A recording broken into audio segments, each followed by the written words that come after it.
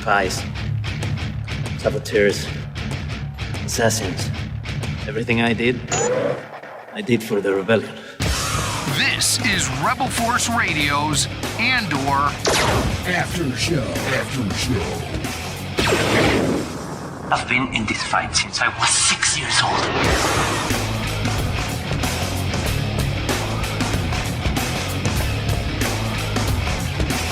Oh man, we knew that they were evil. We knew that they were bad guys. I mean, that was like Sith Lords and stuff. I mean, the rank and file of the Empire, holy cow, the evil, the injustice. It was on display this week on Andor.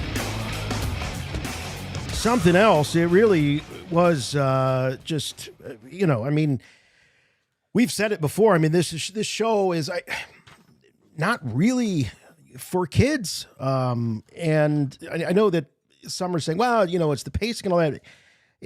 For some, it could very well be the subject matter. I mean, my goodness, they were torturing people in this episode by listening to the sounds of the wails of dying children.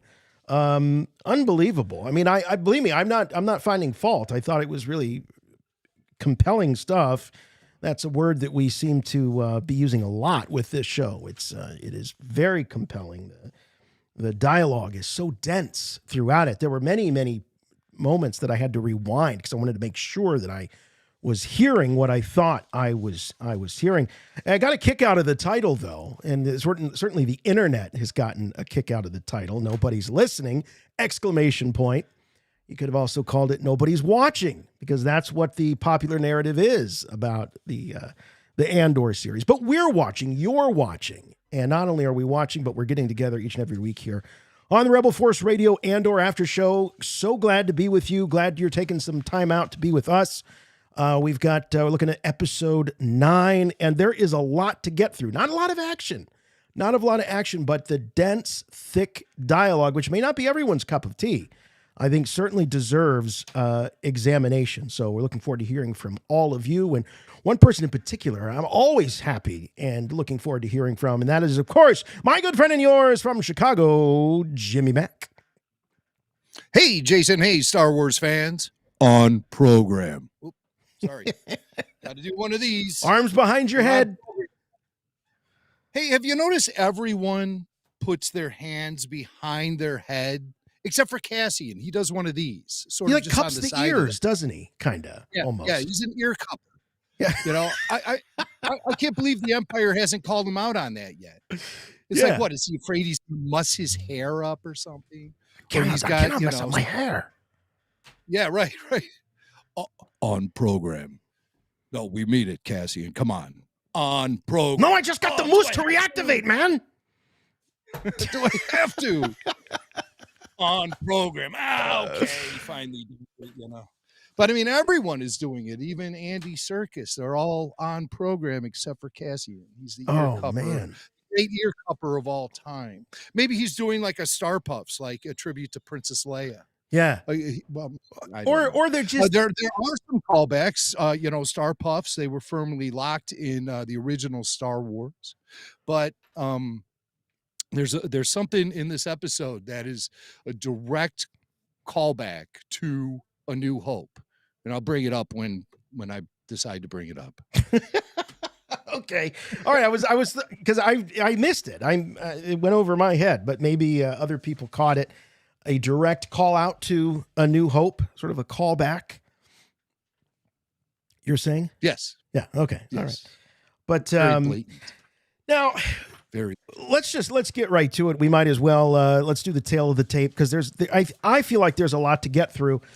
We are talking about Andor season 1, episode 9 of 12 for the first season. So we've got 3 left after this week. The original air date for this episode, November 2nd, 2022.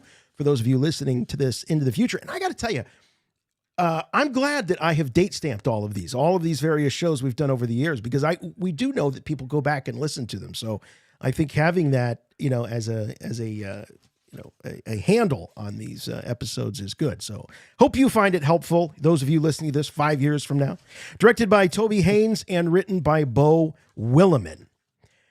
The episode Nobody's Listening! ! And Jim, it's not always obvious, where they come up with the titles.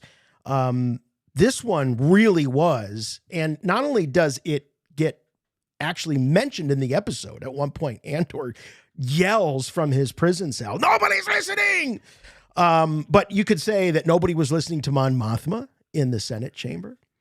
And you could even make a case for, listening to the wails of dying children as a form of torture at the behest of Dr. Gorst. But I will say that what's that? What? Gorst. When I heard Gorst had developed a new form of interrogation that they were excited about, I was sure Bor Gullet would come slithering into the room. Oh, man.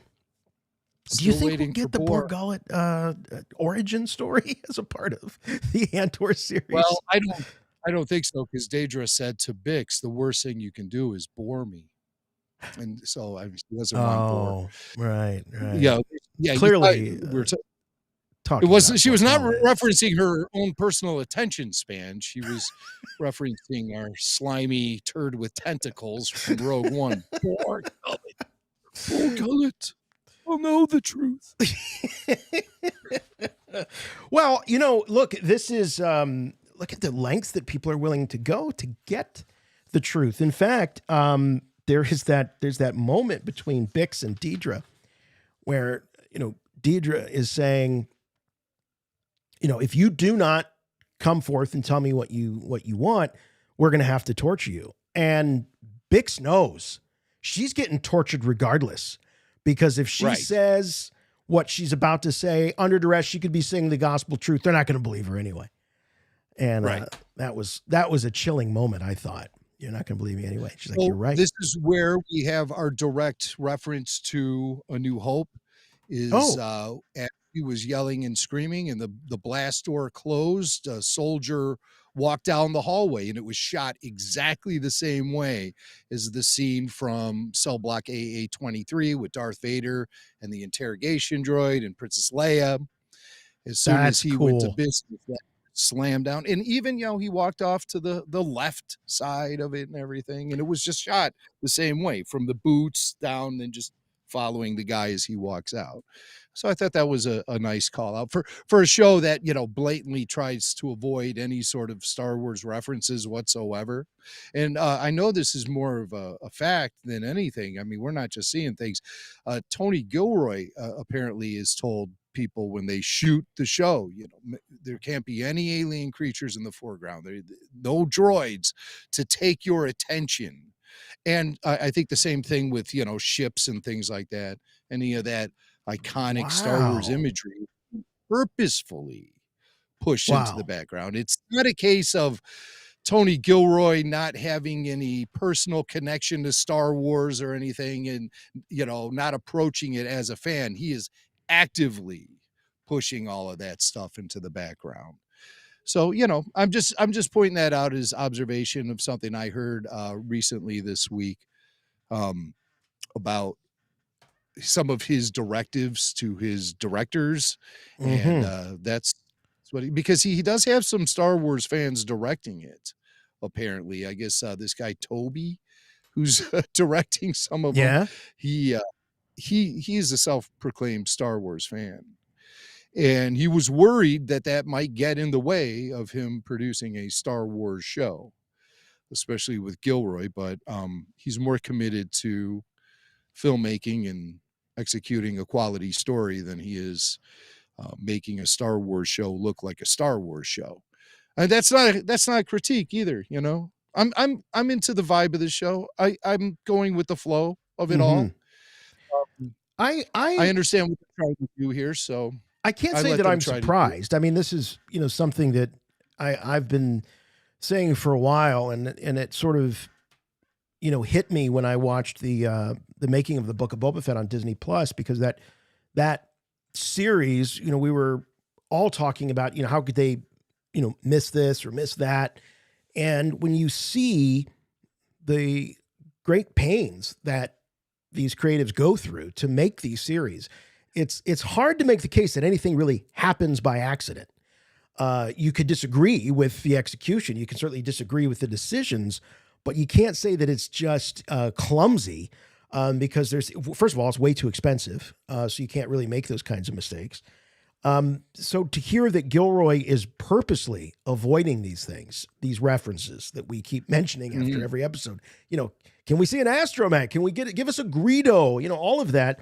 Not only is it not happening, but it's very specific in the direction that he's going. I don't know. I mean, I don't want to turn this episode necessarily into about whether or not Gilroy's making the right call here. But I mean, I do have to say, since it's now a little bit more established that this is the case, that it's hard for me to, as much as I love the show, and I really do love it. I can say that I love it. I'm enjoying it. I'm anticipating it each and every week. As I'm watching the episode, I'm like, oh, I hope it's not over yet. I hope it's not over yet. I don't want to see the scrub bar. But at the same time, I would like a little bit more Star Wars infusion consistently. Yeah. I've loved it when it happens.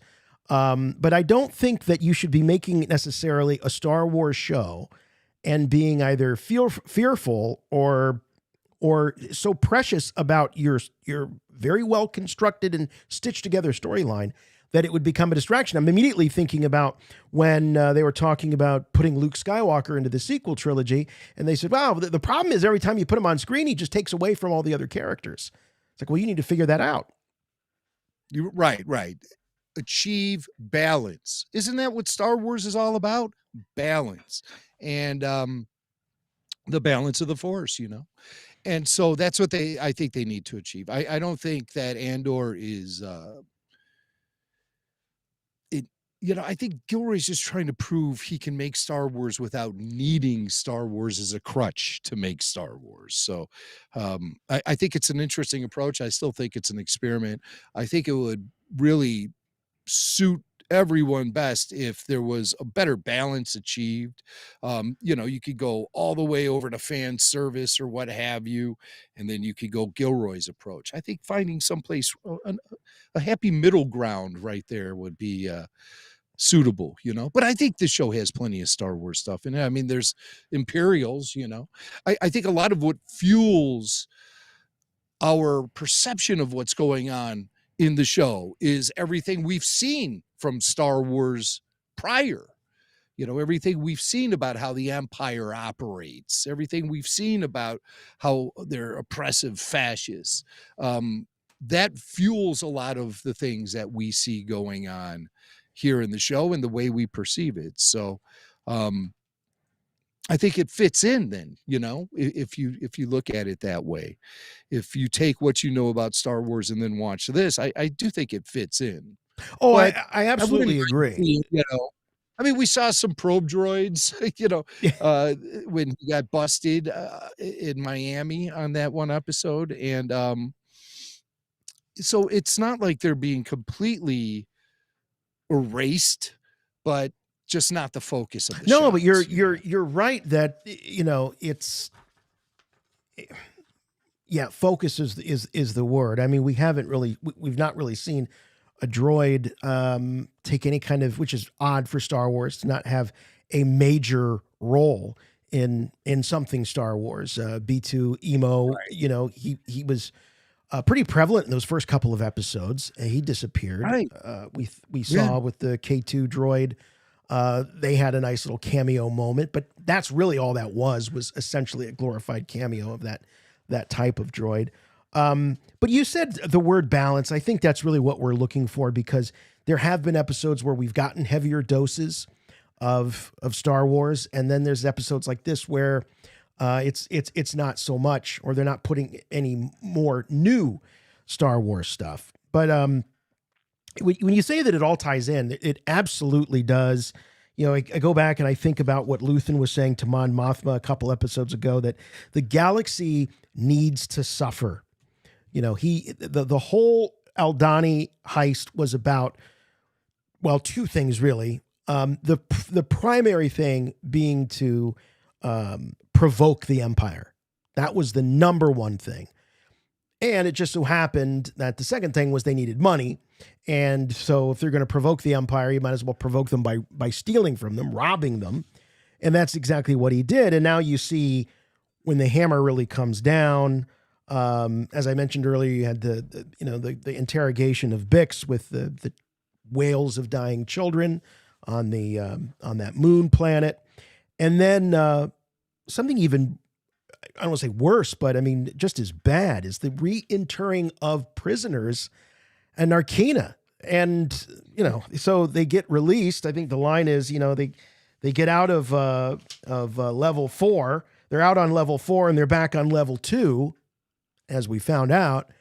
And if word spreads, if people recognize the prisoner coming back, or however, if they start to spread the word that no one's getting out, they fry the whole floor, literally fry the whole floor. And that was pretty devastating. Cheaper than droids and easier to replace. Yeah. That's what Cassian says about their the labor that they're forced to take part in.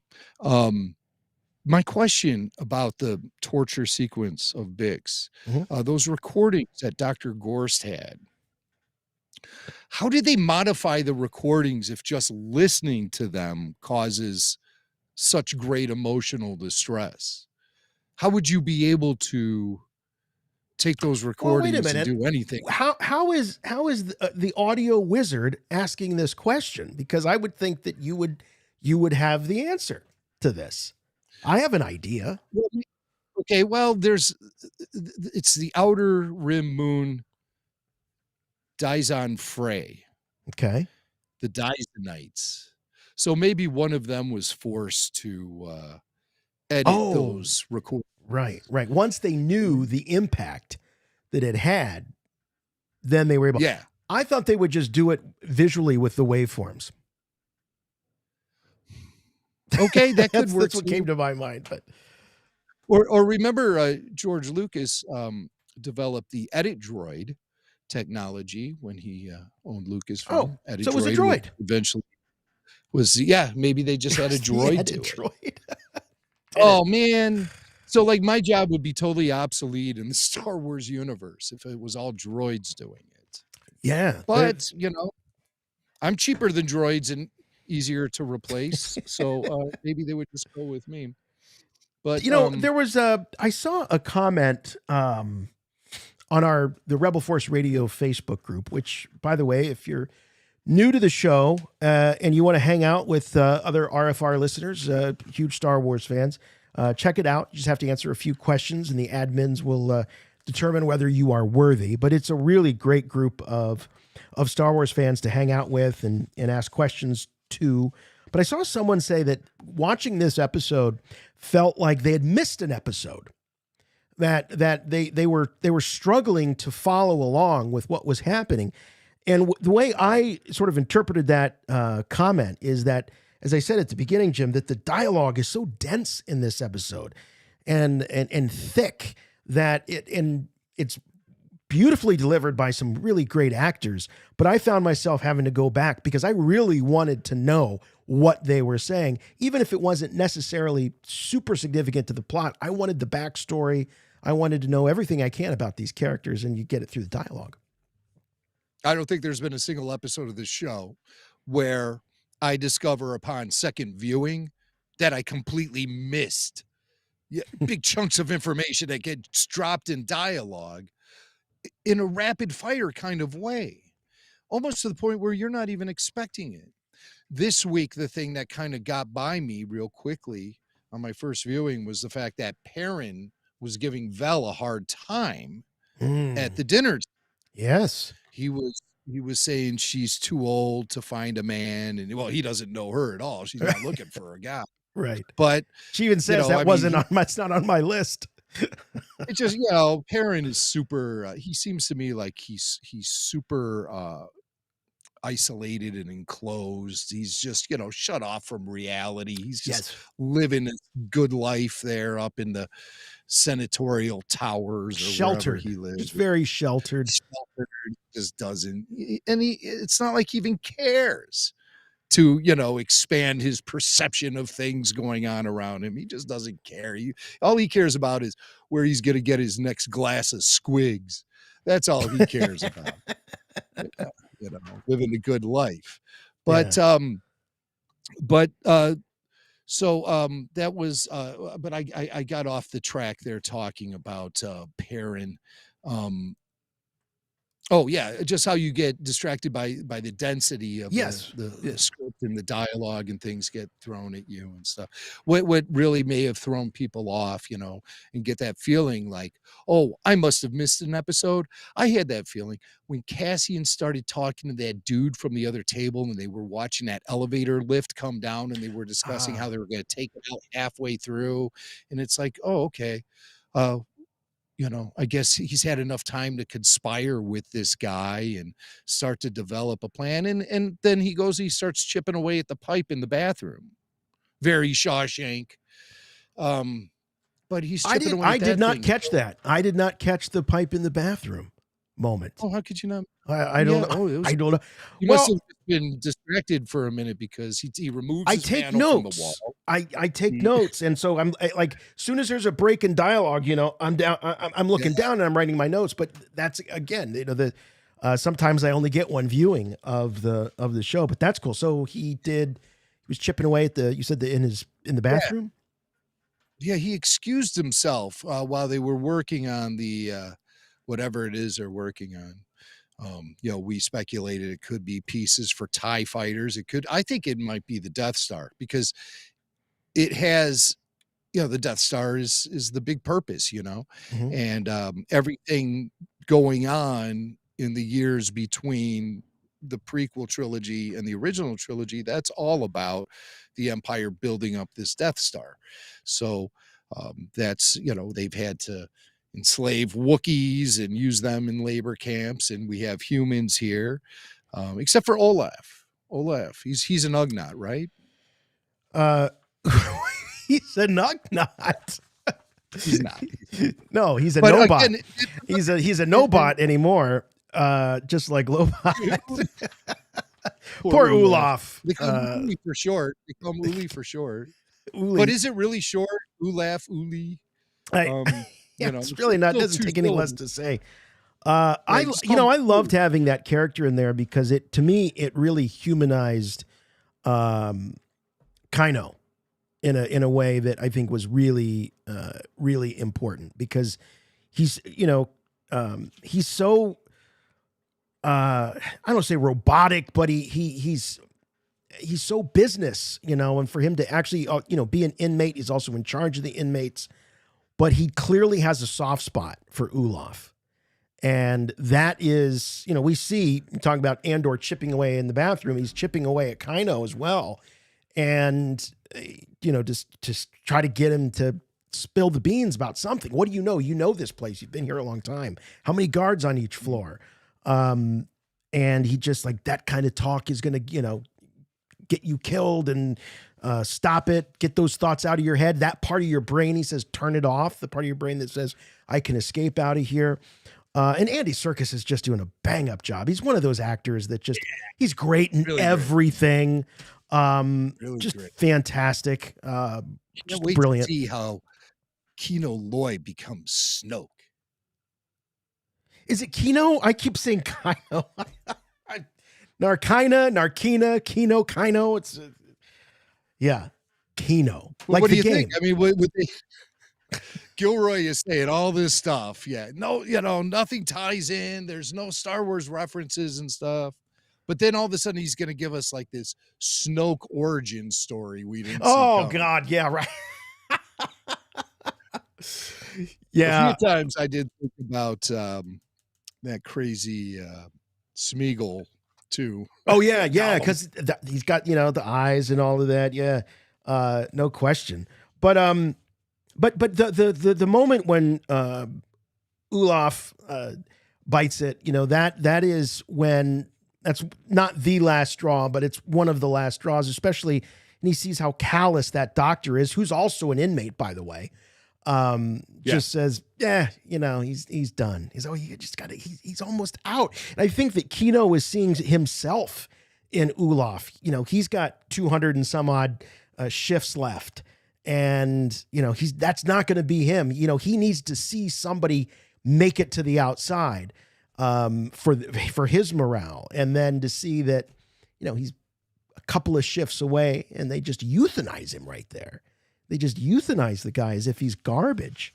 He's put him down like cattle. Yeah. That was pretty brutal. And you really felt for him. I didn't, he was clearly having a hard time. He's been having they've been dropping little hints here and there. He's obviously not in great health. And then he was really struggling. And the team was trying to, get him through, drag him across the finish line. And he didn't want free rides either. He was like, let me help, let me do this. He didn't want to risk, being seen as a weak link. The psychological torture that these guys are going through is terrible. Poor Ulaf. He's got the arthritis. I really was feeling for the guy. And then he has a stroke. He strokes out at the end and dies. Yeah, did he say he has the arthritis? Is that what he said? I got the arthritis. Yeah, right. But poor guy. And I think it was Jeff Holland in the chat who, I was thinking the same thing. Another Shawshank. He reminded me of the old guy from Shawshank. I think is Brooks. I was expecting to have to find like an injured bird and have him in a box and stuff. Carry him around. But they shot that movie in Ohio, by the way. You know that. Shawshank Redemption. Oh, okay. Yeah. But poor Ulaf. And he was not at an Ugnaught, right? We know this for a fact. Well, he kind of had that Ugnaught kind of look, but I think he was a little tall for the Ugnaught.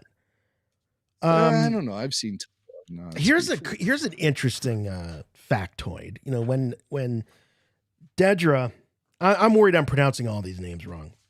Dedra's right. Dedra's right. Okay. Dedra Miro. Dedra, when she's interrogating Bix, she reveals that, first of all, Bix has had 6 meetings with Axis, who we know is Luthen, the buyer of the Imperial equipment, technology. That's where Ferrex comes into play. So why Ferrex? Yeah. Because of their ability to get their hands on this Imperial equipment. Yes. She says she had 6 meetings with him, but Pak, who actually had the radio tower in his yard and was being paid by Luthen to keep it there, they only met one time. They met one time, and then the introduction was made to Bix, and then Bix and Luthen had been in contact ever since. And I thought that was really interesting. Like, it just shows you the way Luthen churns through people. Like, I'm going to get the radio tower with this guy, and then he's gone. I don't need to worry about him. And then I'm going to move on to the next person that can actually do something for me. And then he was about ready to, get rid of Bix, and he moved on to Cassian. So a lot of this show, it seems like what we see on the surface is what it really is, Mm-hmm. But I'm still holding out hope that there's more to Bix than meets the eye. I'm really hoping. Like, what are you hoping that she is under that she's there? more involved with the rebellion than previously realized. She's more of a player than we know. Okay. Maybe even no, but it's I'm just trying to work out some ideas in my head about her. But I was so disappointed to learn in the last episode that she really is revealing she doesn't know anything about the rebellion and stuff. But and she's able to make it through the interrogation process, which we know is grueling, without revealing anything really, other than just validating some things. Well, that's exactly it. I think you're right. And there's that scene where Dedra is connecting Andor to Aldhani. He shouldn't have shaved, man. I mean, that's the dead giveaway. Well, I mean, that was you have to if you're going to be impersonating an imperial officer, right? I mean, they largely go. Sometimes they have mustaches, but do they have beards? Do we ever see generally not. imperial officers with beards? I don't think they're. I don't think beards is something that Palpatine allows in his empire. Yeah, mustaches. So, yes, you know the Bespin guards had the mustache. Yeah. Yularen's got the mustache, but I don't think I think Right. Palpatine has an issue with bearded. You know, because of the Jedi. You know, the Jedi had beards. I think Palpatine is like never trust anybody with a beard. Right. They fool me once. Qui-Gon Jinn. Right. Yeah. So, but no beards. Right. You don't have bearded. No beards Imperial allowed. Office. So Cassian had to do something about that. Yeah. But that ends up being one of the things that sort of links him, or at least links him enough circumstantially to where Major Partagaz, anyway, Partagaz. Easy for you to say. I love him too, by the way. He's another he's good, solid performance. Everyone's so believable in their roles. You know, nothing's corny, campy, over the top. They're so believable, and he's great. And so Dedra is able to connect those dots to the point where it satisfies him, and he says, "Yeah, good job. Move along. Keep going." You can't talk about Dedra though in this episode without talking about her and Cyril and that sad moment where she really she doesn't just friend zone Cyril. She enemy zones Cyril. I mean, he's totally smitten with her. He you know, a guy like that probably never realized that a woman like Dedra existed.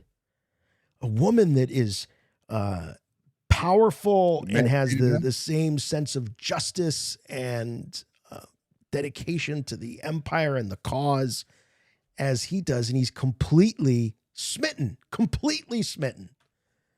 Well, I hope they hook up. I hope they're bumping Imperial nasties in no time. Hey, speaking of David Sapp in the chat says Darth Tyrannus had a beard. Darth Tyrannus was not in the Empire. Right. Keep in mind. He was Imperial. I'm talking about Imperials. And Palpatine ended up cutting his head off anyway, or helped get his head cut off. I don't think he ever trusted him. Yeah, right. Do it. And Christian Mocked in the chat says Palpatine has the New York Yankees mentality, no facial hair. And that was always a George Steinbrenner thing. And I think that is something that traditionally goes back all the way to the beginning of the Yankees, really. I won't have any beards, Costanza. But I don't want to be hearing any of this. Darth Tyrannus had a beard. That's how I read that. David, Darth Tyrannus had a beard. No, I said Empire. He was not. The Empire didn't even exist in the time. Right. He was not an Imperial. We're talking about the Imperial officers. They did not have beards. Those rebel soldiers, they had beards, but not the Imperials. Yeah. Well, I love you, David. I'm just busting balls. All right. So let's talk about Cyril in this episode, other than loving Dedra. And the thing about Dedra, oh man, there seems to be like a theme. Like, I mean, this woman has absolutely no interest in anything personal at all. Like, I mean, Cyril he's a true believer. I mean, if she could confide or find, comfort in the arms of anybody, it would be a guy like that. They're like kindred spirits. They're both, complete totalitarian nut jobs. But, here she is just, completely, we can assume maybe familyless, just totally solitary. and wants to and thinks she knows best for the galaxy. Leave it to a as someone completely void of any personal attachments to think that they know what's best for everybody else. She's a real piece of work. And that sneer, that she's constantly flashing. She's so sneery. I find her very interesting, but I'm finding her so unlikable now, especially after this episode. That and it's really interesting. It's a twist for me. They presented her. At first, they presented her as a case that we should maybe be feeling sympathy for her in her situation, that she's onto something, she's connecting the dots, and her superior officers aren't taking her seriously right out of the gate. Yes. But as things has rolled on, we're discovering that she's just a stone cold fascist as much as the best of the guys. She's really dedicated to the cause, and the cause is inflicting pain and oppression on the galaxy in search of justice. Yeah. So, she's stone. Well, and the way cold she so fascist. callously talks about using Andor's mother as bait. That's a childless, familyless, totalitarian nut, if I've ever heard one.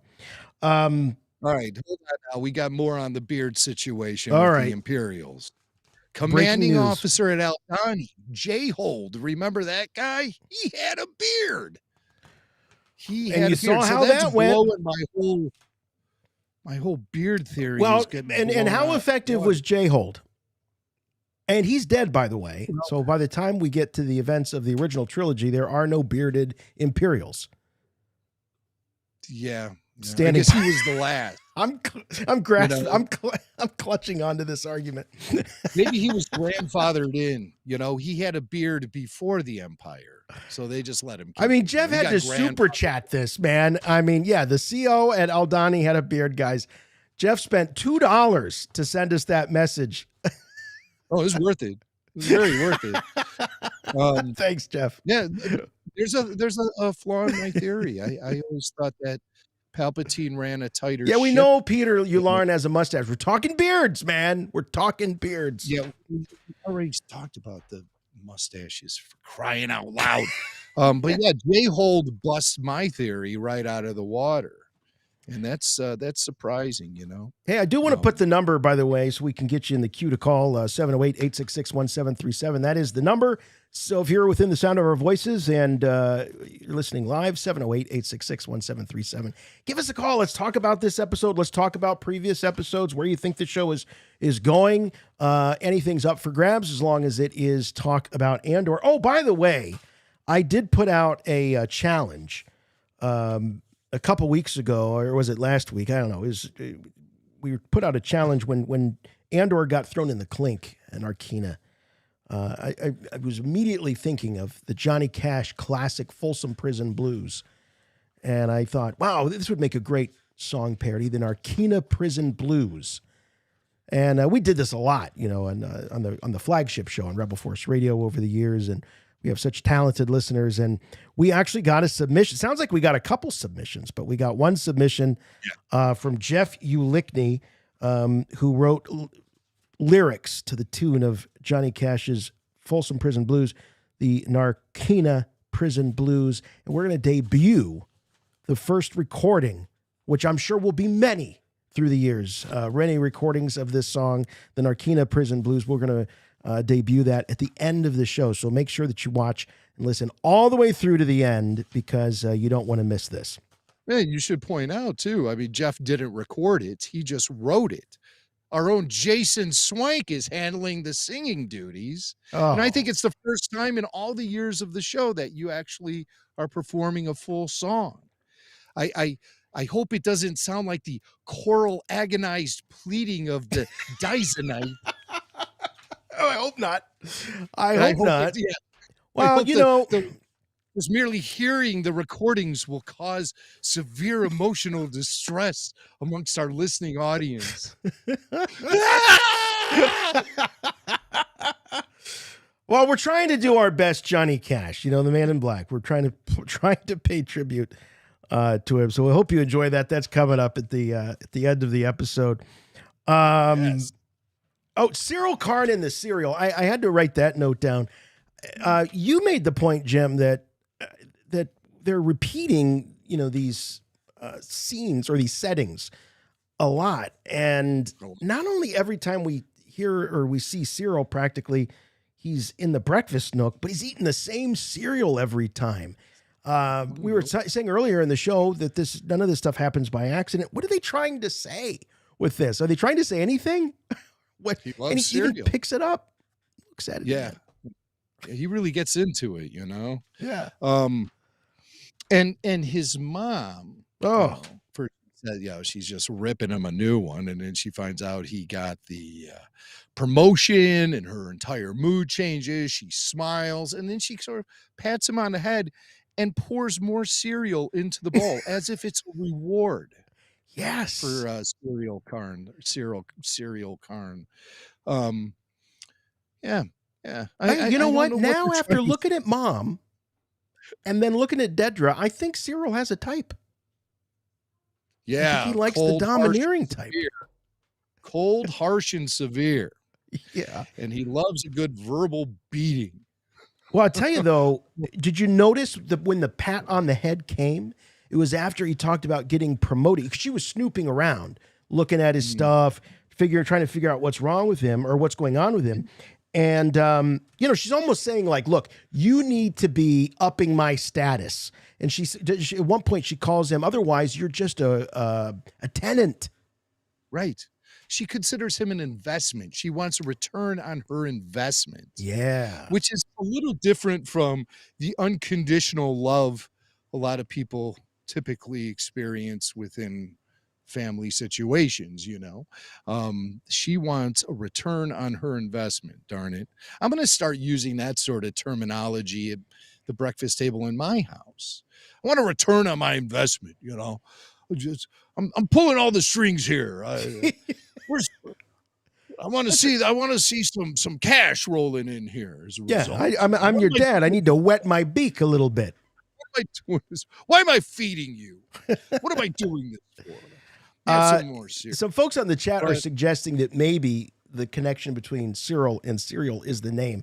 I mean, who knows? Maybe there were some jokes on the set about, I keep wanting to say cereal. Sorry, it's Cyril. And then, it could be an inside joke. You never know. Like, you're always going to be eating this cereal.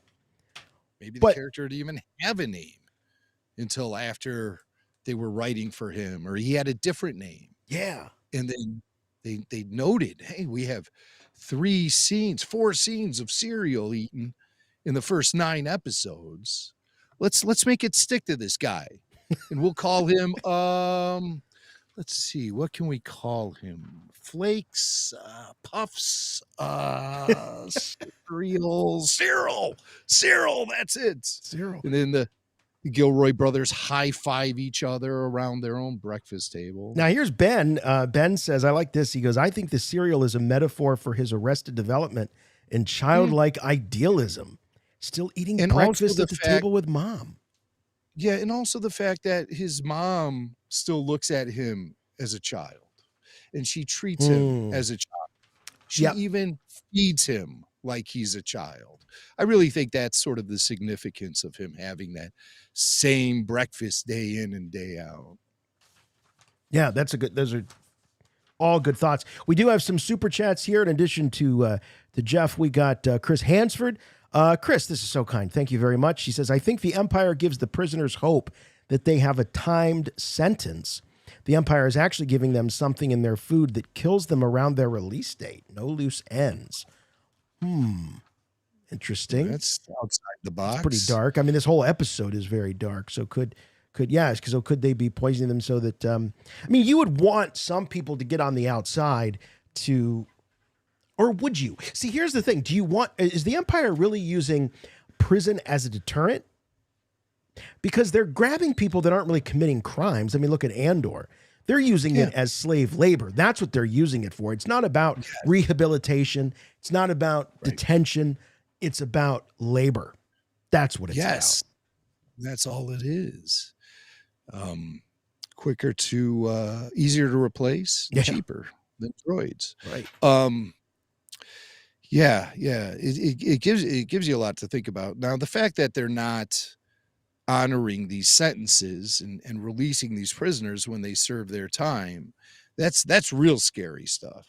And to keep them optimistic, just in the slightest little way, they put on a show as if the guy is getting released and he just gets moved off to another building. They said, I think it was specifically who said they made a mistake and released a prisoner from level 4 and he ended up on level 2. Right. When they probably should have moved him to another one of those facilities that are there on that planet. We saw a whole bunch. There's probably 7 of them because 7 is the magic number. So he probably should have been moved to another facility altogether instead of just another floor. And that's where they made a mistake. And the only way they could clean it up is by killing everyone on the floor. And it used all of the electricity of the facility to do it. How eerie was that? There was a blackout. Yeah. We're losing all power. All of a sudden they're hanging out. They're just hanging out. And it's like, what's going on? What? And it's, you smell something? Smells like hot dogs. Tastes like burning. Also, Mon's daughter kind of throws down the rumor about Mon and Tay Kolma, Mom's old boyfriend. You got Perrin. He's got to be thinking, what are you talking about? We've been together since we were 15. Right. How could she have had an old boyfriend? And Mon says, elementary school or whatever she says, grade school or something like that. But it's puppy love. No. Oh yeah, it's puppy love. But she's known him their whole lives, and so she probably feels more of a family connection to him. I would like to see it result in some sort of romantic situation from Mom. She's in a different situation with Perrin, so it almost seems obvious that maybe she'd require some emotional support, and perhaps Tay gives that to her along with something else.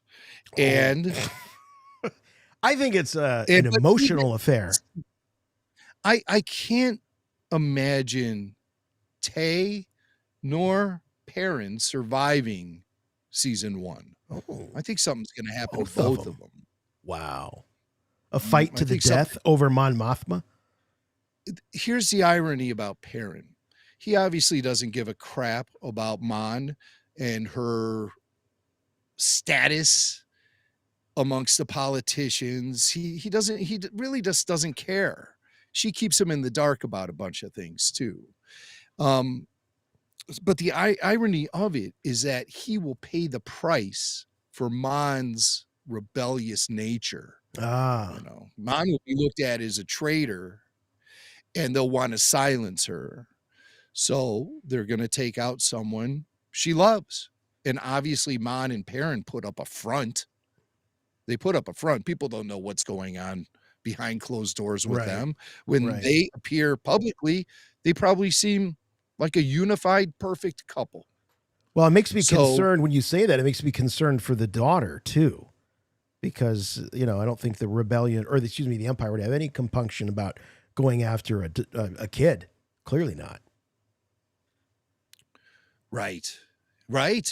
Foreshadowed in this episode when they talk about the children from the moon that they with the coral agonized bleeding. Stay tuned for Jason's song at the end of the show. Hey, let's go to the phones. We've still got more to get through, but we should. Oh, wait a minute. No, before we do, because this is big news. I mean, how could let's talk about burying the lead here. Vel is Mon Mothma's cousin. This was a huge revelation. And, Jim, we were just talking last week on the show.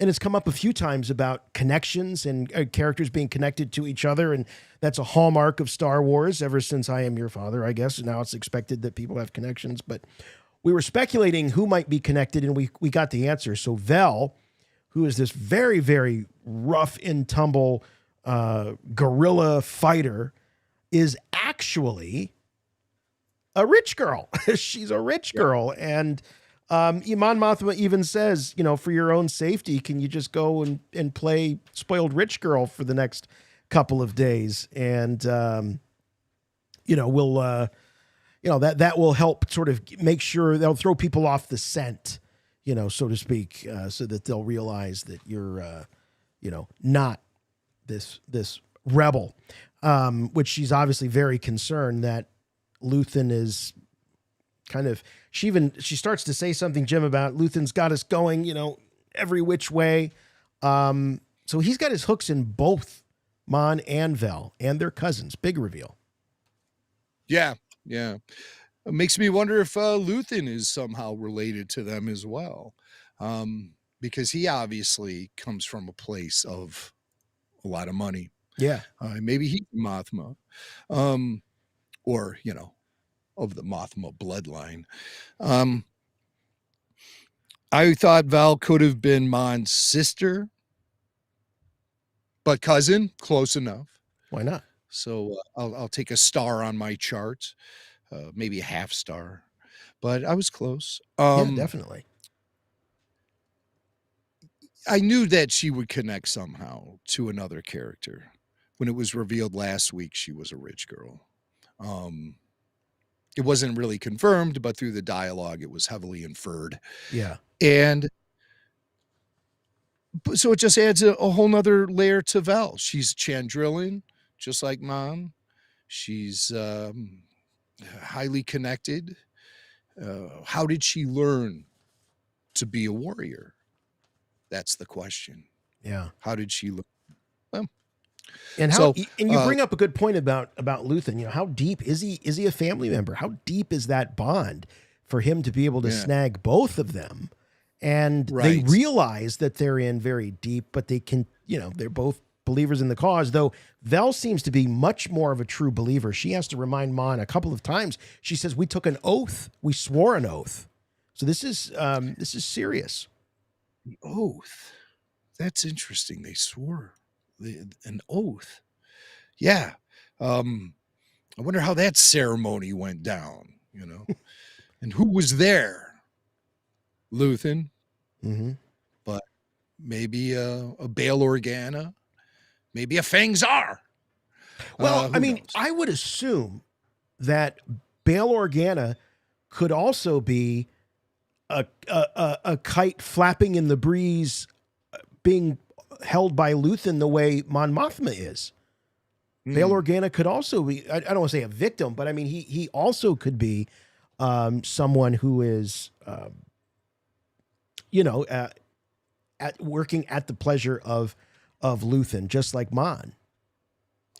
I'm curious how it all happened, how they all came to be connected together. Did Vel introduce Mon to Luthen? Did Mon introduce Vel to Luthen? Because obviously, they have a history, Vel and Mon, just by mere relation. That's her cousin.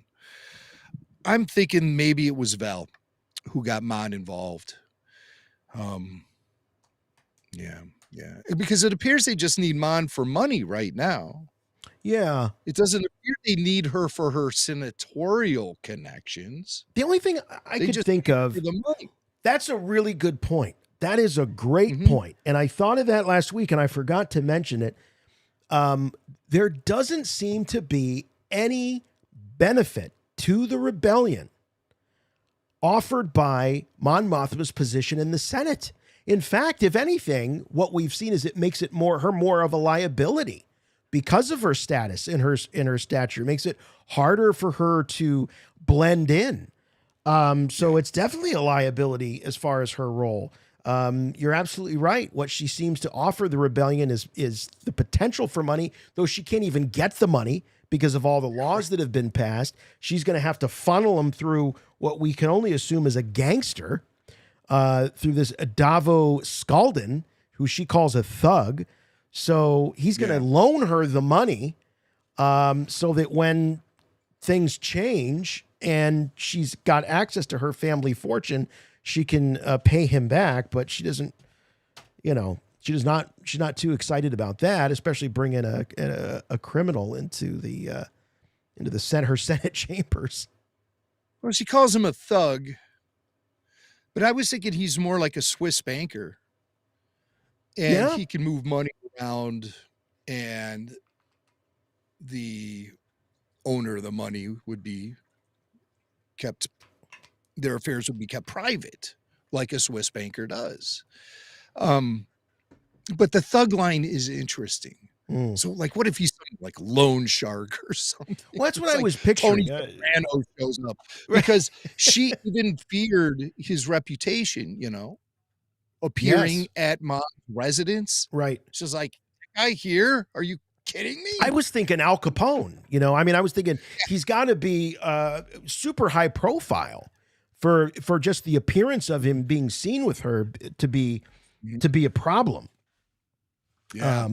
So my Al Capone is here, and he brought a baseball bat. I wants to talk about teamwork, something like that.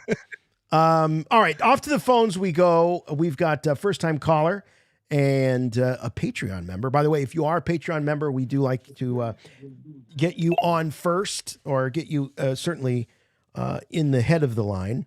So thank you very much for calling. We've got, I believe this is Egad. Hello, Egad. You're on with Rebel Force Radio. Egad. Good evening, gentlemen. Chut to you. I just want to throw up a couple points and then rapid fire through my thoughts on the episode and get your replies once I'm done. All right, that sounds good. First thing I want to bring up, setting the rules here on the show. Egad. I'm just giving you a hard time. No, we wouldn't open the phones if we didn't want you to take you're in control right now. All right, you go ahead. I've got my Well, thank you very much. Yeah. I have a droid count for you. I have counted 28 individual droids so far in the episode. In 9 episodes, 28 droids. That's just my opinion, though. Other opinions may vary, but I do want to point out 2 points as far as that goes. Mr. Jimmy Mack, I have an astromech sighting for you. In episode 4, time count 24 minutes, 50 seconds as Cyril's arriving to Coruscant. There is an astromech droid in the terminal going away from the camera on the right-hand side. Secondly, in episode 3, when Mosk is taking a nip from his little flask, there's a store down on the floor, down on the ground level, and it looks like a droid repair shop. I thought that was pretty cool. And that was in Ferris. All right. And now I just want to go through my notes here that I have on the episode. First off, Dr. Gorse gives me the mad scientist vibe. Yep. Okay. And as a far-fetched thing, I thought that maybe he's the guy that programs the Imperial interrogation droids for the ones that they bring in for Princess Leia. Oh, yeah. So we're all like, even he was replaced by a machine. Yeah. Everyone gets flushed out in this new empire. Kiosks in the McDonald's and Coruscant. Jim, you're interrupting again. I'm sorry. I was just venting. I'm sorry. It's just me. The Dedra and Bix scene. Man, there was a whole lot of us rooting for Dedra against Blevin a few episodes ago, but now look how the tables have turned. She is deliciously evil in this. Yes. All the stereotypes of the ISD. She is sneering her way all over this. Yes, very much so. And then when Mon was addressing the council, she is playing the part that she explained to Tay earlier very well. Even I was sitting and watching it. I was screaming, boring, at the screen as I was watching it. There could be some listeners right now screaming the same thing. It's very possible. It's very possible. I'm going to get through this as fast as I can. I'm just having fun with you. Don't worry about it, Egad. It's all good. Mon and Vel. I took y'all's viewpoints as well. The husband and the daughter really don't sit very well with me, but I was trying to look at it from their viewpoint. The most precious thing that Mon Mothma could give them is her time. And it seems like she is just so busy that maybe she doesn't have the time to give them, and they resent her for it. And that's why they're acting out the way they are. Yeah. And then I heard that Jimmy talked about maybe Vel pulled Mon in to the alliance. I think, I was wondering about myself. Who pulled who in, who joined first, et cetera, et cetera.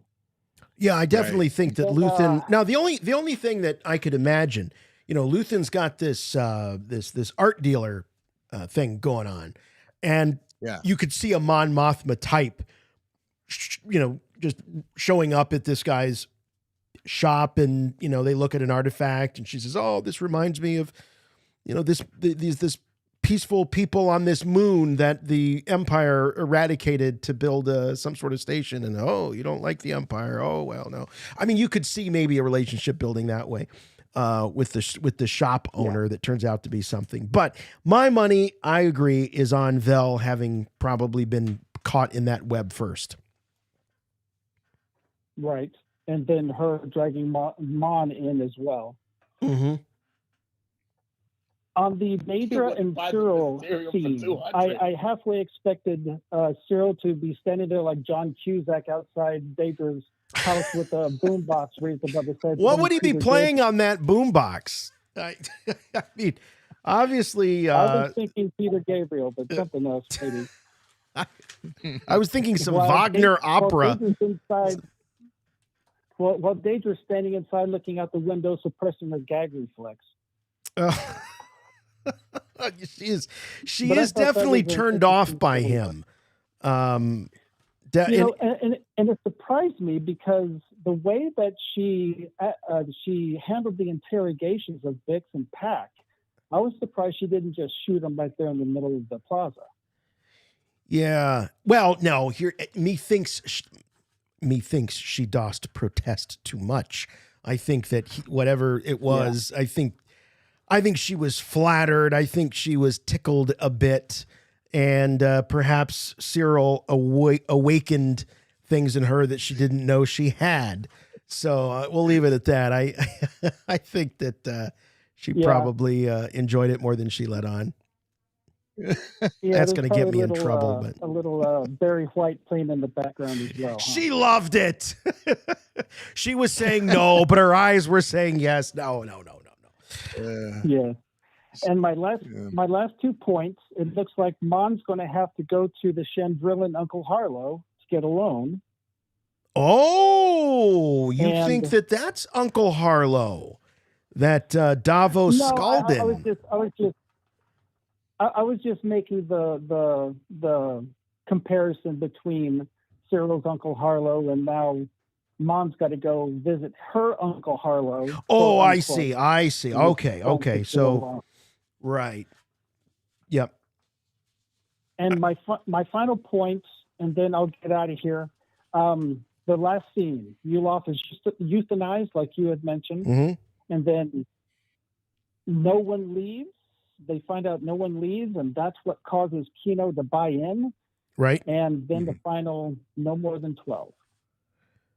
Yeah, it's a great moment. It's a great way to end. Thanks very much, Egad. Thanks for being a good sport. We're just kidding around with you. Thanks for all the good points. I do love to see the character evolution for Kino. Yes.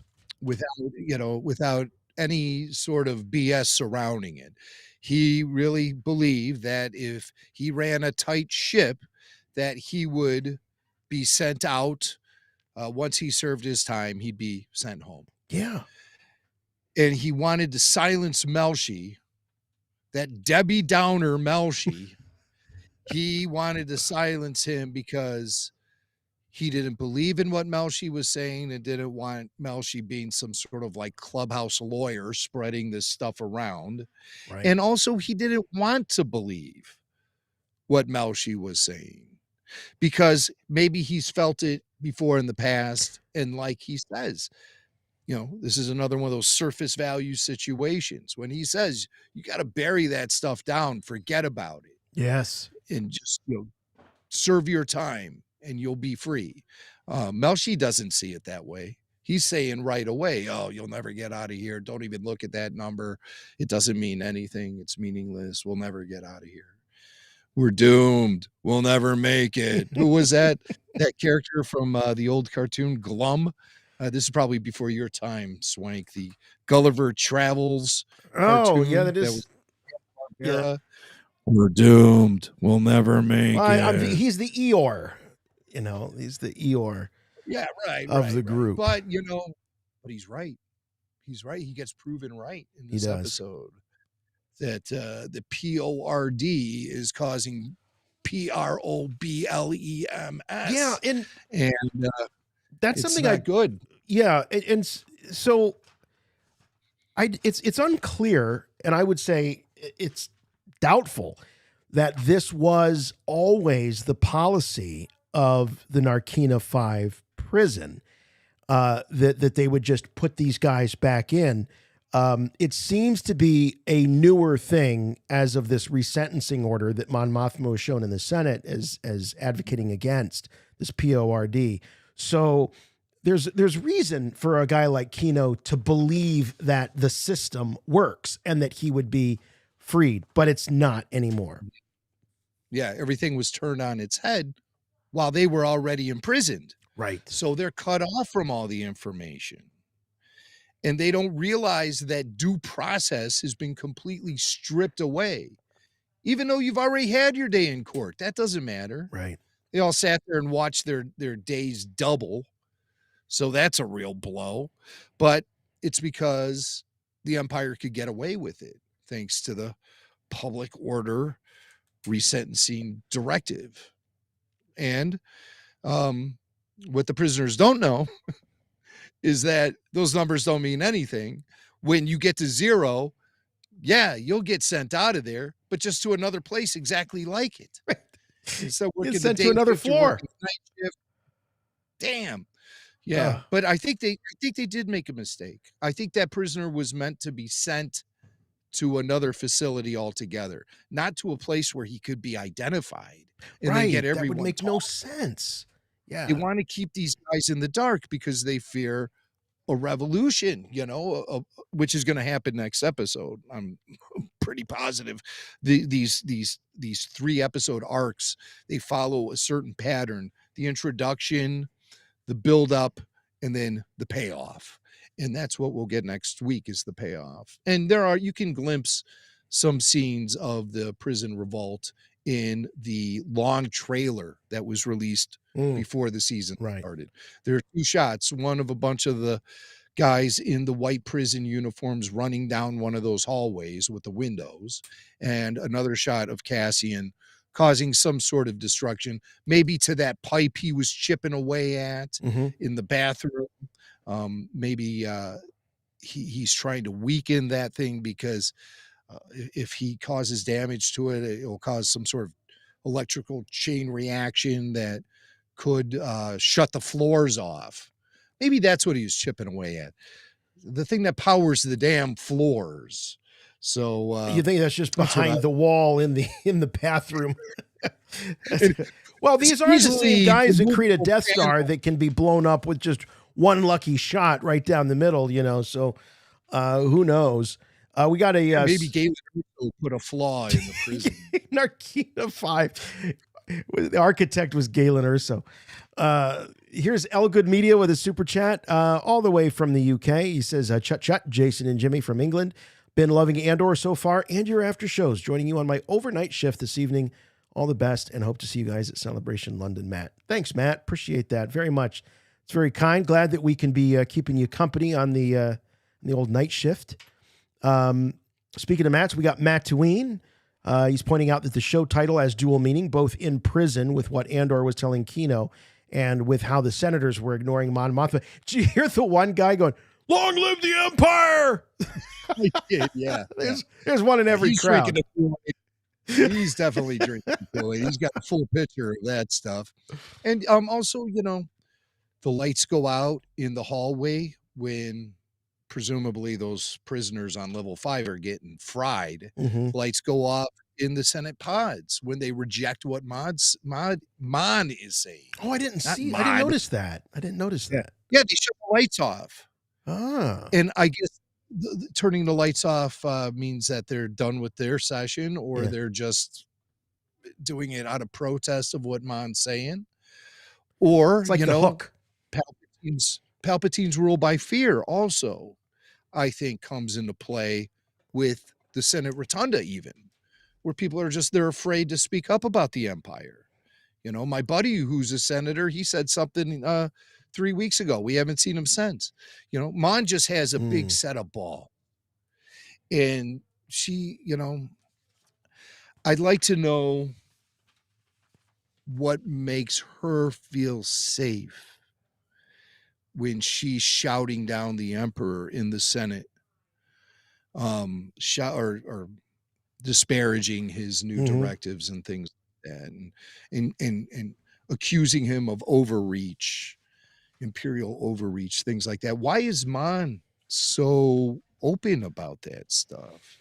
And as someone who is supporting the rebellion financially, at the very least, wouldn't she want to lay low on that kind of talk in public? I've got 4 words for you: hiding in plain sight. Yeah, I think that's what she's doing. And she says, about, I'm such a public nuisance. It's almost like I'm the last person they would suspect, because that would be so silly, for me to do that. Does say that. Yeah. In an earlier episode,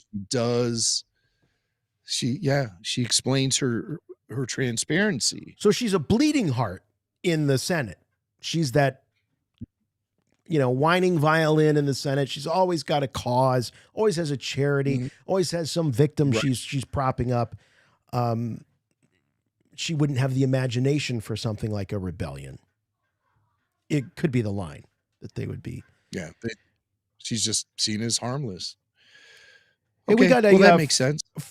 I can't believe this is a first-time caller. This is, I believe he's one of the Babu freaks, but he's a Patreon member, Patreon VIP. We got Suds calling in from Illinois. Hey, Suds, good to hear from you.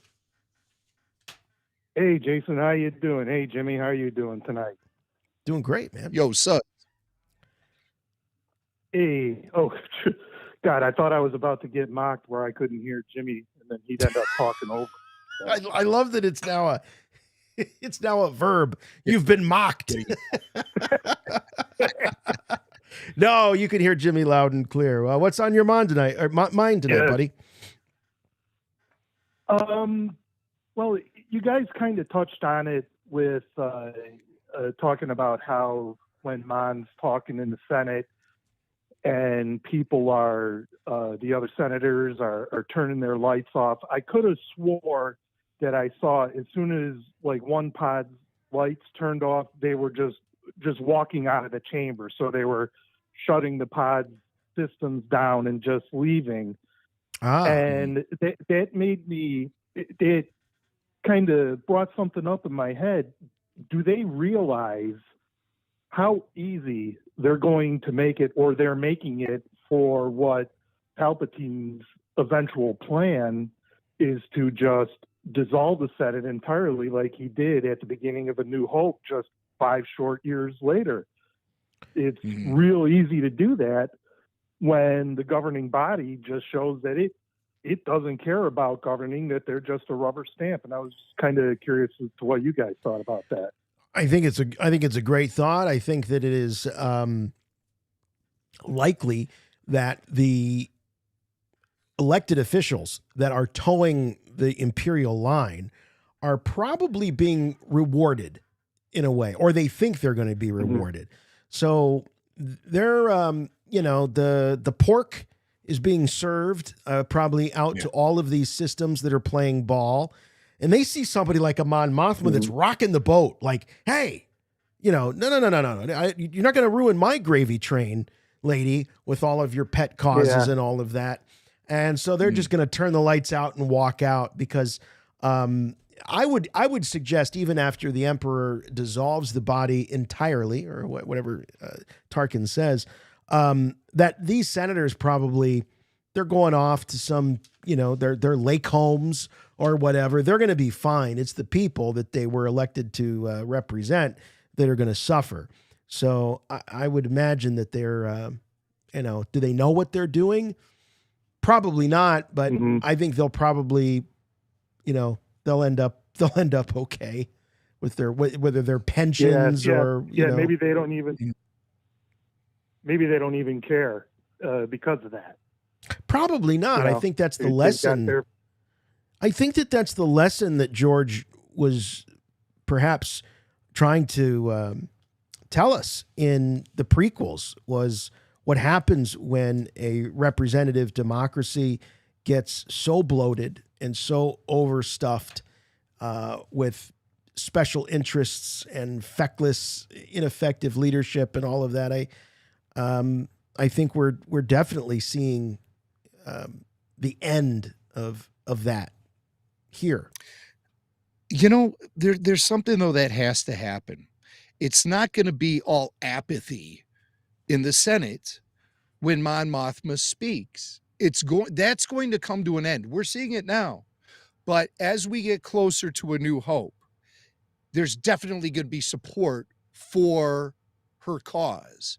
And the reason I say that is because in that scene, and you just referenced it, it's from A New Hope, when they're in the Death Star war room and Vader and Tarkin walk in on the officers, they're talking about the rebellion, the rebellion. They're freaking out about it. And they're worried that the Death Star is going to be vulnerable, is Taggy says. Do you call him Tag or Taggy? I call him Taggy. I don't. Yeah, people, Taggy. I always thought the E was silent. If he was Taggy, that would be Taggy, Taggy. But whatever you want to call him. But Taggy says, the rebellion, this is his exact quote, the rebellion will continue to gain support in the Imperial Senate as long as, and then he gets cut off. Tarkin walks in. The Imperial Senate will no longer be of any concern to us. And then he says that the Emperor has dissolved the Senate permanently. And but what Taggy's saying, he's saying that the rebellion will continue to gain support in the Imperial Senate, which means, something's going on. And also by the point of A New Hope, a lot of star systems have receded from the Empire, and they're loosely this alliance, but they're a big enough alliance that their departure from the Empire is considered the first step in a civil war. So it's not going to be all apathy in the sense. Good point about civil war. It doesn't say it is a period of rebellion. It says it is a period of civil war. Yes, good point. Right. So the alliance itself is its own argument. Hello? Yep. That being, got to turn off those notifications. No, you're not hearing things. All right, let's. We got another super chat here from David Fieldson. Hey, David, he said, Saw made the right call not getting involved with that Sep guy. Love the after shows RFR. Thanks, David. Appreciate that. Was there a name drop in this episode? There was, of the guy that Luthen was trying to. Yes. Anto Krieger. He's a separatist. And Saw thought he was a goof. I think Saw said he was like an ox or something, sloppy Anto Krieger. And so the pilots. Deception! I'm sorry, I had my Saw Gerrera talking, very rare collectible, the pull string talking doll. Only 2 prototypes exist. That's right. I have one and Jason has one. And they may be hitting shelves for this holiday season. Can I hear one more? Will you pull the string one more? Oh, sure. time, Let me. Jason? I don't have mine. Boy, I hate doing it because you just never know if it's going to be the last pull. Every day, more lies. There you go. We just love our Saw Gerrera talking dolls. So this rebel pilot who is part of Anto Krieger's crew, he got picked up at some customs checkpoint. And they found a piece of equipment in his starship that was stolen from an Imperial facility. And they took him into custody. But now they're just going to kill him and leave him in the cockpit and push his ship into traffic so somebody discovers right, it. That's right. And the guy, he's just so casual. He's like, yes, make that happen. Of course, we're going to make that happen. Leave no evidence. Good. Fine. But he was on his way to Caffrine. Caffrine, of course, is one of the planets, the rings of Caffrine, shown off at the beginning of Andor or Rogue One. Remember, that's where Cassian killed that dude, and the stormtroopers were giving them heat and my gloves, which is still to me the greatest excuse of all time. Whenever anybody needs anything from me, I'm like, oh, my gloves. Don't have my gloves.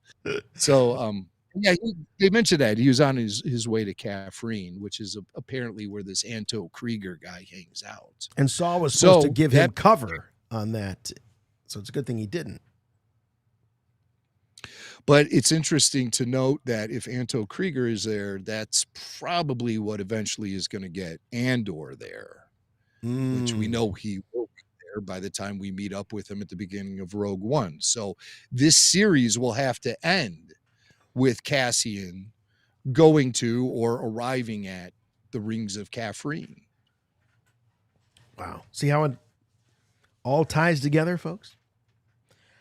We got lo and behold. All right, we got Eric from Nashville, also a Patreon supporter. Thanks so much for hanging with us, Eric.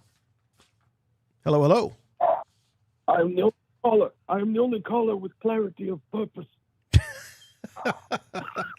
Hey, on program right now. There's only one guy who does the Saw Gerrera impersonations around here, and it ain't you. Hands behind your neck. On program. Okay. The shoes are on. All right. Hey, man, what's going on? How you doing? Not a whole lot. You hear Chewie barking outside, wanting to come in. But other than holding out hope that Dedra's hair bun will be loosened and by Cyril, I want to talk about Andy Serkis on him. Wait. You want to see that bun come? Wait a minute. Eric from Nashville wants to see that bun come cascading down over the bare shoulders of Dedra in Cyril's breakfast nook. All right, I'm on board.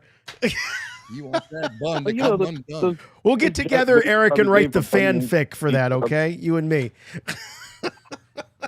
Yeah, those jackboots that give you bunions and corns. You need the rubber feet, Anyway, I think well, the Sons was the one that commented you could torture him anytime. Yes. But anyway, I keep calling him Kino Lorber because I collect Blu-rays, but Kino is my favorite character so far. I've never seen Andy Serkis not in motion capture, and he's fantastic, but curious what you think his outcome will be. I'm afraid he's going to have to make some heroic sacrifice for his buddies to get out and his crew or something.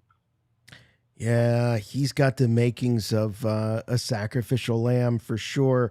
I'd love for that to not be the case. I'd love for the character to, maybe go on and join the rebellion, or who knows, be reunited with his family if he has a family.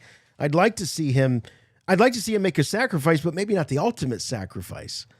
But I would probably say that he's probably going to get outside and die. What was that? I'm afraid the way these writers are going. I think the writers give us a little hope, and then he's just going to step one foot outside and bite it. Get sucked out an airlock or something. Yeah. No, yeah. I think he's likely going to probably meet his end helping Cassian escape. Yeah, most likely. Yeah. I think the only ones who are going to survive this prison break are Cassian and Melshi. I think they're the only two that will survive. Everyone else is going to be toast. We've already lost Uli. Well, I was going to say, I think that Kino's last words will be, "This is for Olaf," and then it's going to be it.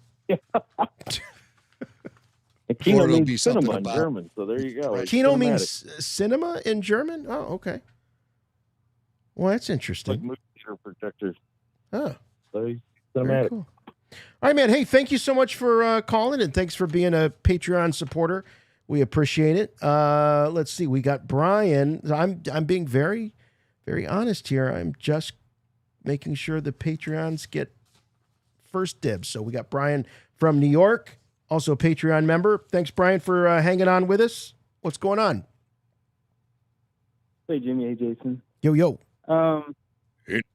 Just something that I noticed watching this show that was sort of a parallel to Rogue One is that if you remember, there was a time period where Darth Vader sort of had been turned into a cartoon character a little bit, and people lost some of his edge over the years. Yeah. And Rogue One really brought back to everybody just how evil Darth Vader could be, and how sinister, and how just sort of no holds barred he could be in those moments at the end. And I think that this show, Tony Gilroy, is again sort of reminding us of just how evil the Empire is, because I think that we've never seen the Empire really, we've never seen the insides of it this way. We've never seen just how sinister it can be. And especially on The Last Jedi, I remember that Rian Johnson kind of like tried to take the piss out of the Empire a little bit by making Hux a sort of a comic character in the movie. And this show is just the complete opposite. It's showing you just how evil they are. Like, you thought they were Nazis before, like they're Nazis on steroids in this show. So yeah, like they're committing atrocities on a galactic scale, you know. So yeah, there's I see what you're saying. They're not to be trifled with. They're not, buffoonish cartoon characters. And I think your point's very valid in the same way that Darth Vader was sort of pulled back from, hyperspace hoopla to dismembering a rebel soldier as, he was force pushed to the ceiling and, cutting him in half. Yeah, it was a reminder. It was a good reminder of why he was a badass villain. And Jim remembers what it was like in 1977 when he epitomized villainy. Back in the day. So, definitely a very good point. Thanks very much. Appreciate the call. I got a super chat here from Gianni. Gianni says, isn't Mon still in the Senate in Star Wars Rebels? She makes that speech that gets her in trouble. Yes, that is true. And I see no reason to think that Rebels canon is not going to be observed here. I think that's... Yeah, it will be. It definitely will be. And they've already made references to the Gormans, and it's the Gorman massacre, which makes Mon Mothma really leave the Senate. And that's a case where there were a bunch of protesters, and Tarkin just landed his ship on top of them to silence them. And that ruffled some feathers for sure. And is there anything, Jim, in that I don't know how fresh that episode of Rebels is in your mind. It's not super fresh in mine. But is there anything in that episode that would compromise this show's ability to show those events? Do you think we could see those events unfold in a season 2 of Andor? Yeah, because we don't actually see the Gorman massacre happen in Rebels. Or the Rebels crew with Mon Mothma. Well, we do see the Rebels crew with Mon Mothma. As a matter of fact, they help ship her to safety when she leaves the Senate. She becomes a senator in exile. And the Ghost crew is helping her get to safety via some rebellion headquarters or stronghold or something. But she resigns from the Empire by sending a transmission out to the galaxy from the Ghost. And then she goes hiding. See, that makes me think that it's unlikely that we could see those events in live action because it's perhaps too tied to. Well, we may see her transmission, the transmission of her resignation. We may see that. And maybe a reference will be made to the rebels that she's hiding out with. Yeah. Or not. But it could just be presented from an entirely different perspective. Right. But yeah, to see Mon Mothma then get on the Ghost with Hera and Zeb and stuff, it's like, how do you doesn't really fit in this series. Here's Mark O'Brien. Mark says, Chut, guys, I think the survivors of the breakout will reinforce the Ferrex uprising and make up good numbers in the early alliance. All right. So if there are more survivors, Jim is speculating that there will only be just Melshi and Cassian that will survive the prison break. Yeah. But if there are more. Yeah. That's my prediction. I don't think we'll be seeing Kino escape to safety. I don't see Jembach surviving this. Ham he's going to be the first one. Zal. Don't forget Zal and Taga. Those guys are dead men walking. They're all out of there. Ulaf. We've already lost Ulaf. Yeah. All right. Moment of silence. Okay. Ulaf. I think it'll be Melshi and Andor from Table 5. Let's bring in Nick from South Carolina. Nick is going to throw down a theory about the Kyber crystal. Hey, Nick. Hey, guys. Good evening. Jason, I think you said in a previous episode that you were down my neck of the woods. I live really close to Hilton Head. So if you ever in the area, I vacation in your neck of the woods. I'm not from your neck of the woods, but I vacation in your neck of the woods. Yeah. So I like to say I live where people vacation. It's wonderful. True. Now, before we get started, full disclaimer, I did not watch this episode yet. I've been at work all day and I just didn't get a chance. But there's a theory I wanted to talk about. I'm sorry if that's the case. I should have done this at the beginning of the show for you, Nick. No, it's fine. I know what I was doing to myself.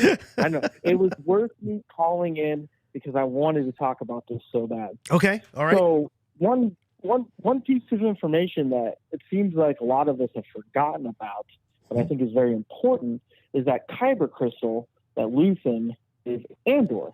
And the whole thing has kind of been, well, why did he give him something that's worth, a bazillion credits and to go on this mission and say, hold on to this for me and bring it back to me, whatever. My theory is that was Luthen's way of securing the loose end. Here's this expensive thing, cherish it, but bring it back to me. And when Andor brings it back to Luthen, Luthen pulls his pistol and kills Andor. That was his plan. Obviously, that's not going to happen. But that's my theory as to why the Kyber crystal came into play, giving it to Andor. Hasn't been talked about. I own this theory. Haven't seen it online. If it happens, you heard it here first. All right, man. That's awesome, Nick. Thank you very much. Appreciate it. Good theory that the Kyber crystal was sort of an insurance policy that Luthen would cross paths with Cassian once more and give him the opportunity to take him out and make him not a loose end. I thought that Jimmy had a great explanation for the whole loose end. idea, because I was really wrestling with it, and I listened back to the show, and Jim, when you said, look, he became a loose end when he left. That was not part of the plan. Because I was like, why would Luthen spend so much time courting this guy, following this guy, recruiting this guy for him to just, put a hit on him after the mission was over? But you were the one that mentioned that, that was not the plan. It was only became the plan after Andor took his cut and ran. Mm-hmm. Yeah, I mean, he gave him the Kyber crystal for insurance, but he gave it to him in case he needed to barter, I believed, because he said it's something like it's worth $50,000 or something, 50,000 credits. So I think that was in case he needed to buy a ship or something. I don't know. But yeah, because Luke says 10,000, we could almost buy our own ship for that. So 50,000, you can imagine that Kyber crystal would have bought a nice ship for sure. Right. And I think that Luthen was interested in recruiting Cassian for more than just the Aldani heist. So it's a disappointment to lose Andor. Yeah, right. And little does Andor realize that the rebellion is looking for him to fix him as a loose end. The Empire is looking for him for the role he played on the Aldani heist. He's in prison, and that's probably the best place in the world, in the universe, for him to be. That's like the safest place for him to be, and he doesn't even realize that. There's a lot more than just electrified floors waiting for him on the outside. Yikes. And they know he's going to come back to see Marva. So that's a real tough situation Cassian's in. He doesn't realize how good he has it in prison right now. The food tube and his own room, or his own cell. We got a great crowd here watching the show live, but we got like half the likes. So if you would please hit the like button for us here. If you're hanging out with us tonight on the Rebel Force Radio Andor After Show, let's see those likes get up there. It really does help the channel. It helps the show. Us. You like me. You really like me. All right, last call here. We got Danny got for us tonight. Bring it home, brother. Hey, chut, guys. Chut. Cool, chut, guys. Thanks for taking the call. Of course. Okay, real quick theory. That's not really to do with this episode, but just in general. The personality or whatever that gets put into the KX unit to give him K2. But that's I've heard a lot of people speculating that. So who knows? Okay. All right. Yeah. I'm sure it's been out there. That's just a thought of mine. Yeah. But the real question I wanted to ask you guys was and Jamie kind of touched on it. So he thinks it's going to happen next week, the jailbreak.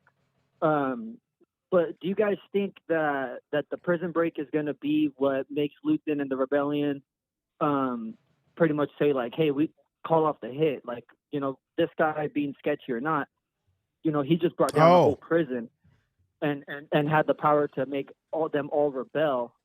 Not let's really just take this guy. He's worth all the trouble.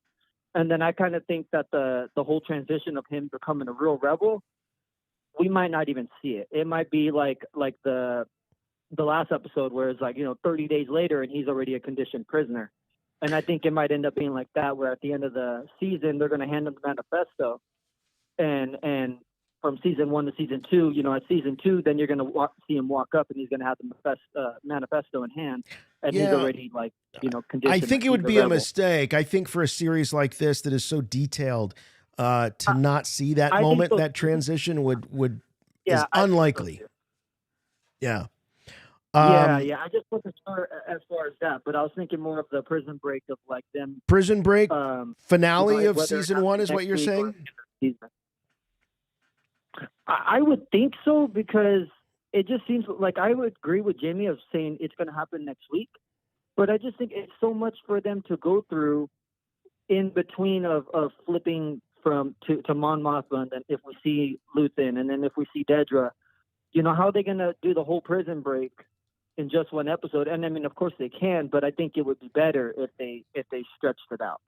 Yeah. Like next week will be the buildup of well, that was like what episode 5, which everybody thought was filler. I feel like it'll kind of be like I feel like that's like, what this episode was. Really, I think this episode was the buildup to the break, because they were already talking about the elevators and how the power goes out and all of that. And don't forget, there's going to be clues in the Narkina Prison Blues song that's going to be premiering here in just a few moments on the show. So you might want to listen to those, because I think that will really perhaps fill in a lot of blanks for you. Okay, let's see. All right. We're going to take one more. We're going to take one more call. This is it. Lucky you, first time caller, Brendan from Yellow Springs. Hey, Yellow Springs, Ohio. How are you? I'm doing great. How are you guys? Doing all right. You also haven't seen this episode, so sorry, spoiler alert. I had the phone held far enough away from my ear. I'm trying not to listen to you guys talking right now, but I did just have an idea that I wanted to run by you that kind of connects to the series. Okay. And it also connects back to Tales of the Jedi. And there was the episode, well, that's what made me think of it. Okay. And back to the prequels. And it's the episode that shows Padme's funeral. Mm-hmm. And, in the sidelines, you see Bail Organa and Mon Mothma. And they're obviously so integral in the rebellion. And they were close with Padme. And that had me thinking, what if Padme didn't die? What if she didn't lose the will to live? She still had her twins. What would that mean, in this series if Padme was still there? And what would that mean for Luke and Leia? Would they still be put into hiding? Would they still go, would Obi-Wan still take Luke to Tatooine to protect him from Darth Vader? And what role would Padme be playing in the rebellion? Would she be playing a role like Mon Mothma, where she's still putting on the facade of an imperial senator? Okay, so is your all right? What you're asking us to hypothesize or think about is if Padme didn't die, or if Padme faked her death, which right? No. Which idea? Padme faked her death, or Padme just didn't die? Those events never happened. Well, it sounds like you're pulling on a thread there. Maybe she does fake her death, or maybe Palpatine still tells Vader, "Yeah, you killed her." I guess in that case, she wouldn't be working like Mon Mothma. She'd be more of a Luthen type behind the scenes. Yeah, that's what I was. I mean, if that were to be a workable theory, she would be deep in the shadows, and I would also think that the connection was such between her and Anakin. I think it'd be very hard for her to hide from him. I think that anguished no that he bellows out is of someone who does not feel her light in the universe any longer, and is told that you're the reason why that light was extinguished. So, it's an interesting idea, what if, there's a lot of what ifs. Some great stories have been told, what if, she's so integral to so many characters. She's a linchpin for so much that I think it'd be very, very difficult for them to do that outside of some sort of like a, as I say, a what if storyline comic or something like that. All right. There you go. That's it. Andor After Show number 9 in the books. You know what I didn't do is I didn't bring on Tyler, our incredible call screener. We got into the throes of all the callers and all the great theories and ideas and questions. Tyler, I'm sorry I didn't get a chance to introduce you, though you really need no introduction. You're Tyler Page in call screener fatigues, for crying out loud. Anything that Jimmy Mack, myself, or any of our callers didn't get to that you would like to mention? Yeah. First off, apologies for my internet right now. I think it's pretty bad on my end. I don't know how it is on yours, but you look marvelous, and you sound even better. Oh, okay. Well, first thing, I'm a beard guy. Been a beard guy for a long time. J-Hole did not have a beard. He had a goatee. Yeah, he did. There's still. Wait, what are you talking about? He had a beard? He had a beard. He's saying goatee. Does that goatee qualify? Is way different. No, it does not qualify. Tyler's right. It is a goatee. Oh. In the one shot I looked at, make a decision when you shave that off. That is a goatee. I think we found our loophole. And Callus has those mutton chops, and then he goes to the Rebels, and he has got a little 5 shadow right there. So like, there's still it's a pretty clear rule for me. Right away. It was like as soon as he got out of the Empire, he grew that beard. It was just like when David Letterman retired from hosting his talk show. The next thing you knew, he had this giant beard. Amazing. Yeah. So I was just losing my mind like the whole show. I was like, oh my gosh. That's all I could think about. So. All right, man. Well, thank you so much for being here. Thanks for all you do to help us out on these after shows. And I know the callers appreciate it. So we'll see you next week, right? You're going to do this thing with us again? Yeah, I'll see you next week. All right. Yeah, thanks for having me. Very good. Yeah. Always. Tyler shows up next week with a goatee. We're going to know something's up. He's joining the dark side. I knew you would. All right. Episode 9. Nobody's listening. Boy, that was I'll tell you what, for a podcast, to make that the title of your episode, that was really a struggle for me. I was like, okay. Andor After Show, nobody's listening. Well, we know that's not the case. Jimmy Mac, final thoughts on episode 9. Wow, episode 9. Nobody's listening. I'm really enjoying this this entire arc playing out in an Imperial prison. I'll be honest with you. I thought the Imperial prisons would be much worse than this one, but this is more of a labor camp sort of situation. So, we're not seeing anybody being put away into isolation. We're not seeing any sort of prison brawls happening, although Melshi did take that Kino punch to the gut. It just seems like prison life, as that officer said when Andor showed up, he's like, you might be surprised at the hygiene in this place and everything. But, they keep it clean, but they still got those floors that'll fry you. And that ain't cool. And we got to see some prisoners getting fried, the ones at the table who came in last in building whatever the hell they're building. Those guys got fried, and it was very much in the background. You didn't really see it, but it was there. It's hard to name a podcast nobody's listening, but that's just the episode title. I think I got a good podcast name out of this episode. Cyril's Private Box. I think that'd be a good podcast title. Cyril's Private Box. What does Cyril keep in his private box?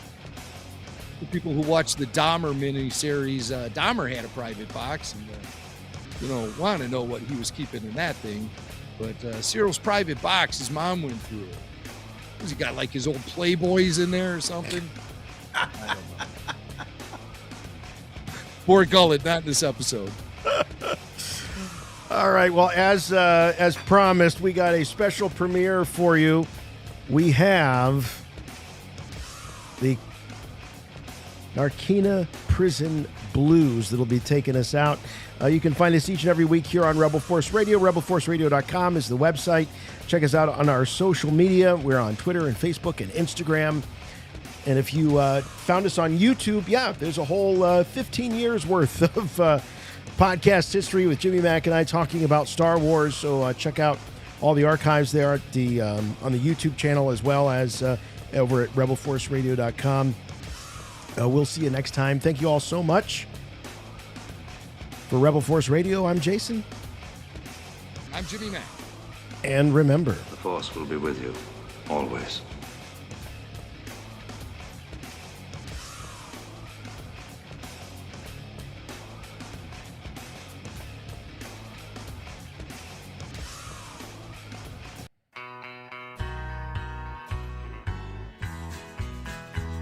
I hear the transport coming.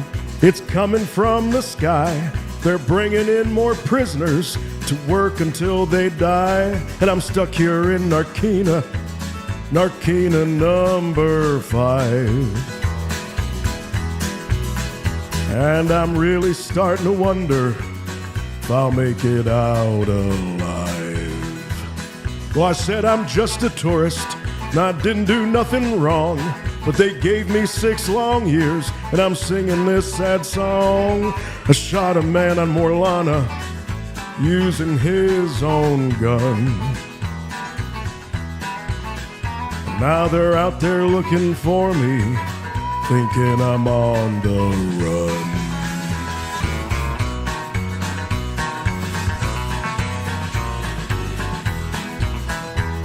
They doubled all our time here, and some got even more. And if we get complaining, they'll electrify the floor. But I hear that something happened down on level 2. They say that no one's leaving when their shifts are through.